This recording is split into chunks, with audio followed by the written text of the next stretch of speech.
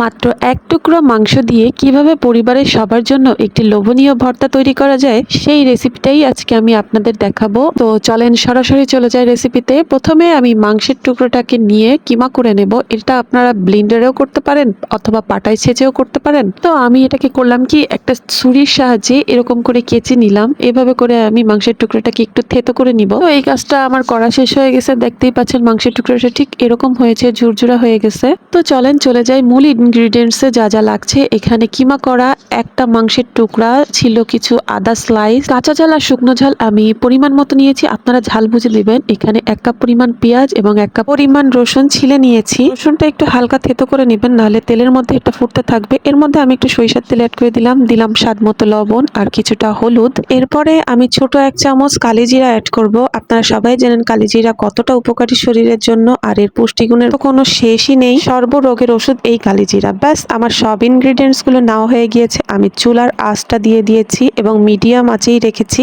High হিটে দিলে ingredients গুলো ভালোভাবে সিদ্ধ হবে না, যেহেতু গরুর গোশতটা আমাদের সিদ্ধ হতে হবে, সো আমাদের আস্তে আস্তেই কাজটা করতে হবে। তো এবার আমি সব ইনগ্রিডিয়েন্টস গুলোকে একসাথে নেড়ে চেড়ে ভালোভাবে মিশিয়ে রান্না করে নিলাম। কিছুটা ভাজা ভাজা করার পরে আমি এর মধ্যে সামান্য পানি ইউজ করব, আর পানিটা দিতে হবে পরিমাণ মতো, মানে যতটুকু পানি দিলে মাংসটা সিদ্ধ হবে সেই অনুযায়ী আমি পানিটা দিয়ে নিচ্ছি। পানিটা অ্যাড করার পর কিছুক্ষণ নেড়ে চেড়ে আমি এটাকে ঢাকনায় দিয়ে দিব, নাহলে মাংসটা সিদ্ধ হবে না। তো মাংসটা সিদ্ধ হওয়া পর্যন্ত আমি ওয়েট করব। এবার কিছুক্ষণ পরে এসে দেখলাম আমার সবকিছু হয়ে গিয়েছে, সব উপকরণগুলো খুব ভালোভাবেই সিদ্ধ হয়ে গেছে আর পানিটাও টেনে গিয়েছে। এই পর্যায়ে আমি এগুলোকে পাটায় বেটে নিব অথবা ব্লেন্ডারে ব্লেন্ড করে নিব। এদিন ছিল সরকার পতনের দিন, তাই অতিরিক্ত এক্সাইটেডের কারণে আমি বাকি ভিডিওটা করতে পারি নাই। ফাইনাল লুকটা আপনাদের সাথে শেয়ার করতে পারলাম না, তার জন্য আমি অতিরিক্ত দুঃখিত। আপনারা বাসায় ট্রাই করে দেখতে পারেন, ভালোই লাগবে। এটা আপনারা খাসির মাংস অথবা মুরগির মাংস দিয়েও করতে পারেন। আজকের মতো এই পর্যন্ত, সবাই ভালো থাকবেন। আল্লাহ হাফেজ।